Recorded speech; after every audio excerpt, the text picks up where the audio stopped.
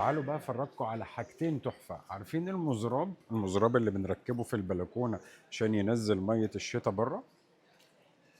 المزراب، شوف يعني حتى مزاربهم غير مزاربنا، يعني دي ناس تخيلوا ان ده مزراب. تخيلوا ان ده مزراب اللي معمول لصرف المية.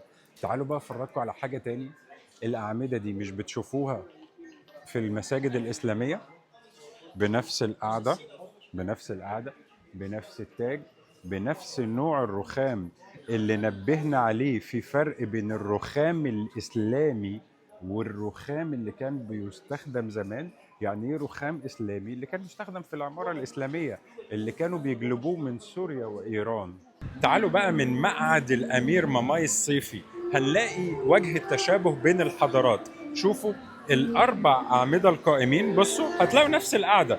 سيبكم الحزام لان ده، بس هتلاقوا نفس القعده ونفس نوع الرخام اللي كان بيكون مجلوب من سوريا وايران. المرمر طبعا هو مش باين بالنسبه لكم مرمر لانه محتاج جلي، باين هنا شويه، ولكن نفس الاعمده.